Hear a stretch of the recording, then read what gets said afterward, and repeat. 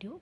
तो इसके पहले जो हमारे 2 वीडियोस थे उसमें हमने chemical reactions and chemical equations chapter के बेसिक्स के बारे में समझा। तो पहले हमने ये सब समझा कि केमिकल रिएक्शन क्या होता है या केमिकल इक्वेशन क्या होती है, केमिकल रिएक्शन को वर्ड्स में और फॉर्मूला में कैसे लिखा जाता है। फिर जो हमारा सेकंड वीडियो था उसमें हमने बेसिकली बात करी कि बैलेंसिंग अ केमिकल इक्वेशन या बैलेंसिंग अ केमिकल रिएक्शन क्या होता है और क्या स्टेप्स हैं उसके। अब ये जो पर्टिकुलर वीडियो है इसमें हम टाइप्स ऑफ केमिकल रिएक्शन के बारे में बात करेंगे। तो बेसिकली जब केमिकल रिएक्शन होता है तो कुछ बॉन्ड्स ब्रेक होती हैं, कुछ बॉन्ड्स बनती हैं। तो ये जो breaking and making of bonds है उसे हम केमिकल रिएक्शन कहते हैं। लेकिन ये ब्रेकिंग और मेकिंग बहुत टाइप्स से हो सकती है, हमेशा ज़रूरी नहीं है कि उसका एक ही टाइप हो। तो उस टाइप को हम डिफ़ाइन करेंगे अभी, और हम मल्टीपल टाइप्स देखेंगे। तो जो हमारा पहला टाइप जो हम देखने वाले हैं वो है कॉम्बिनेशन रिएक्शन। तो ऐसे करीब 4 टाइप्स हैं, हम हर एक टाइप को एक एक करके देखेंगे अलग अलग वीडियोस में। तो हम अभी टाइप 1 के बारे में बात करते हैं जो है कॉम्बिनेशन रिएक्शन। तो एक कॉम्बिनेशन रिएक्शन में बेसिकली हम ऐसे डिफाइन कर सकते हैं कि अगर एक केमिकल इक्वेशन है जिसके 2 पार्ट्स हैं, एक है लेफ्ट हैंड साइड जो कि रिएक्टेंट साइड है और एक राइट हैंड साइड जो कि प्रोडक्ट साइड है। तो कॉम्बिनेशन रिएक्शन में हमेशा लेफ्ट हैंड साइड में 2 या 2 से ज़्यादा कंपाउंड्स होते हैं या 2 से ज़्यादा रिएक्टेंट्स होते हैं। ये एटम्स हो सकते हैं, मॉलिक्यूल्स हो सकते हैं या कोई कंपाउंड्स हो सकते हैं। लेकिन यहाँ पर मिनिमम 2 रिएक्टेंट्स होना कंपलसरी है। उसी जगह जो राइट हैंड साइड है, एरो के राइट हैंड साइड जो कि प्रोडक्ट साइड है, वहाँ पर हमेशा एक ही प्रोडक्ट होगा, हमेशा एक ही कंपाउंड होगा। अब ये ऑब्वियसली हम समझ सकते हैं कि राइट हैंड साइड पर एटम या मॉलिक्यूल तो नहीं हो सकता है, ऑब्वियसली वो कंपाउंड ही होगा। तो राइट हैंड साइड पर हमेशा सिंगल प्रोडक्ट होगा, तो इसे हम कहते हैं कॉम्बिनेशन रिएक्शन। अब हम एक एक्टिविटी के हेल्प से यहाँ पर देखते हैं कि कॉम्बिनेशन रिएक्शन कैसे होता है। तो इस एक्टिविटी में जो कि टेक्स्ट बुक में भी आपकी दी हुई है, आपको एक बीकर में सॉलिड कैल्शियम ऑक्साइड लेना है। उसके बाद आपको उसमें धीरे धीरे पानी ऐड करना है। तो जब आप पानी ऐड करोगे तो कुछ टाइम बाद स्टर करने के बाद आप देखोगे कि एक एक्वा सोल्यूशन यानी कि एक मिक्सचर बन गया है। और जब आप बीकर को बाहर से हाथ लगाओगे तो वो थोड़ा गर्म भी होगा, तो इसीलिए आप देख सकते हो कि हीट जो है यहाँ पर जनरेट हो रही है। तो अगर मैं इसका केमिकल रिएक्शन लिखना चाहूँ तो वो इस तरीके से होगा। CaO जो है वो है सॉलिड है, क्विकलाइम कैल्शियम ऑक्साइड जिसका नाम है, उसमें आपने पानी ऐड किया तो H2O लिक्विड जो है वाटर। तो उससे एक एक्वा सोल्यूशन बनता है जो है calcium hydroxide slaked lime CaOH twice, और उसी के साथ साथ हीट भी लिबरेट होती है। तो यहाँ पर आप देख सकते हो कि ये कंप्लीट रिएक्शन है जहाँ लेफ्ट हैंड साइड पर 2 रिएक्टेंट्स हैं और राइट हैंड साइड पर एक ही प्रोडक्ट है। तो this is a typical example एक कॉम्बिनेशन रिएक्शन का। अब हम यहाँ पर आप देख सकते हो कि हीट लिबरेट होती है।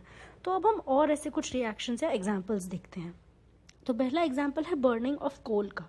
तो जब आप कार्बन या कोल या चारकोल को अगर आप एनवायरनमेंट में बर्न करते हो, क्योंकि एनवायरनमेंट में काफ़ी ज़्यादा ऑक्सीजन है, तो उसमें उसकी वजह से गैस जो है वो लिबरेट होती है। तो इस गैस को हम जो कहते हैं वो कार्बन डाइऑक्साइड CO2। तो ये एग्जाम्पल है बर्निंग ऑफ कोल का। उसके अलावा जो हमारा सेकेंड एग्जाम्पल है वो है वाटर के फॉर्मेशन का। उसमें आपकी हाइड्रोजन गैस ऑक्सीजन गैस से कंबाइन होती है और ये कॉम्बिनेशन से वाटर बनता है जो कि है लिक्विड। उसके अलावा थर्ड एग्जांपल जो हम देखेंगे वो है नेचुरल गैस। तो इसमें जो है हम नेचुरल गैस को बर्न कर रहे हैं। तो जो आप नेचुरल गैस का फॉर्मूला है CH4 जिसका नाम मीथेन भी है, जिसे हम मोस्ट कॉमनली नेचुरल गैस कहते हैं। उसे जब आप एटमॉस्फेयर में बर्न करोगे तो ऑक्सीजन जो है एटमॉस्फेयर में, उसकी वजह से कार्बन डाइऑक्साइड और वाटर प्रोड्यूस होगा। लेकिन ये जो वाटर है ये गैसियस फॉर्म में प्रोड्यूस होता है, मतलब कि स्टीम प्रोड्यूस होती है। तो स्टीम तो तभी प्रोड्यूस होगी जब रिएक्शन में बहुत ज़्यादा हीट प्रोड्यूस होती है। तो ये एक एग्जांपल ऐसा है जिसमें प्रोडक्ट के अलावा बहुत ज़्यादा हीट भी लिबरेट होती है रिएक्शन में। इसके अलावा जो हमारा फोर्थ कंपाउंड है या फोर्थ एग्जांपल है वो है ग्लूकोज का। तो ग्लूकोज का फॉर्मूला होता है C6H12O6, यानी कि एक्वस जो है वो फॉर्मुलेशन है यहाँ पर, वो एक एक्वस सोल्यूशन होता है। उसको जब ऑक्सीजन से कंबाइन करते हैं आप तो उसमें कार्बन डाइऑक्साइड प्रोड्यूस होता है और वाटर प्रोड्यूस होता है, लेकिन उसके अलावा बहुत सारी एनर्जी भी प्रोड्यूस होती है।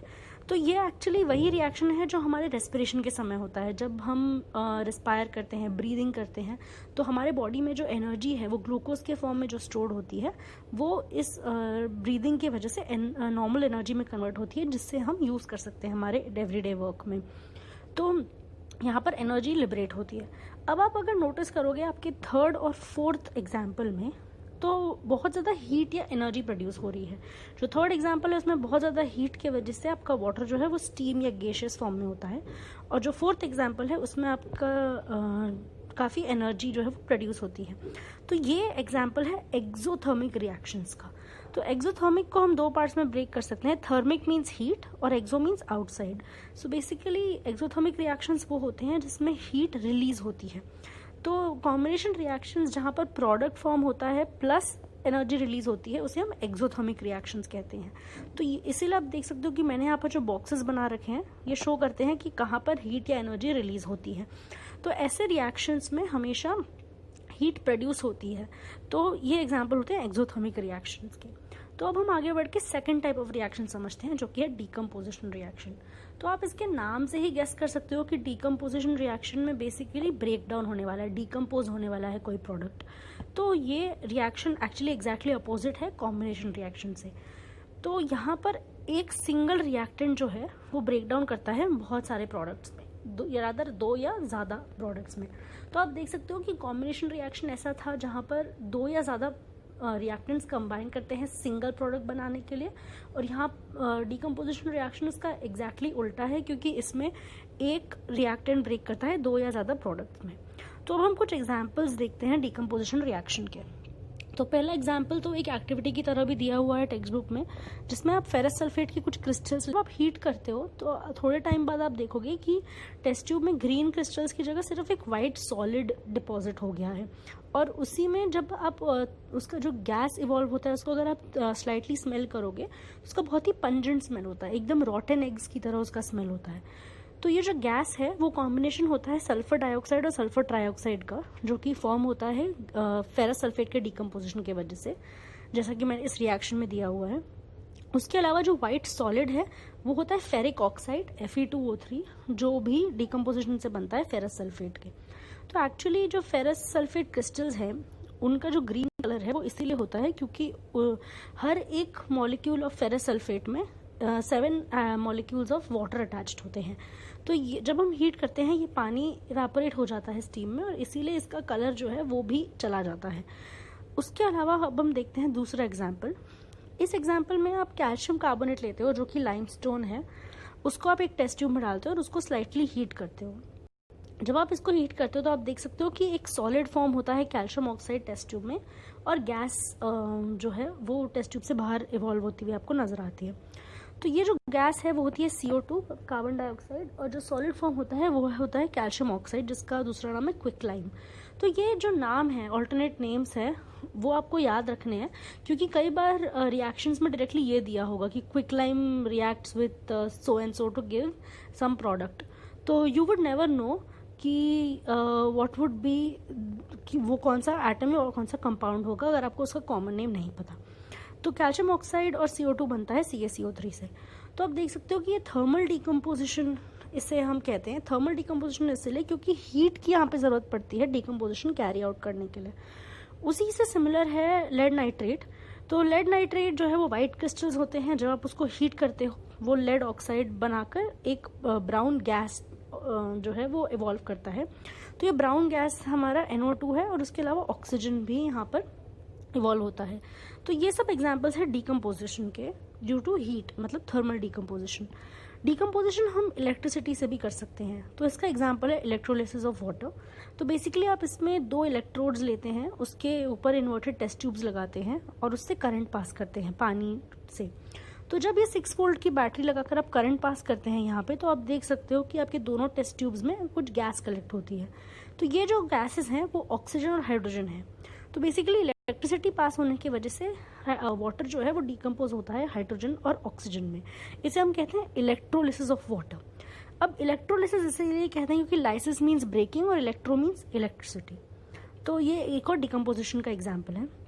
उसके अलावा कई बार आप सिल्वर क्लोराइड जो बहुत ही कॉमनली अवेलेबल कंपाउंड है, उसे अगर आप सनलाइट में रखते हो तो वह वाइट कलर से सिल्वर कलर में कन्वर्ट हो जाता है, क्योंकि जो सिल्वर क्लोराइड है वो सिल्वर और क्लोरीन गैस में ब्रेक हो जाता है। ये सेम चीज़ आप सिल्वर ब्रोमाइड के साथ भी देख सकते हो।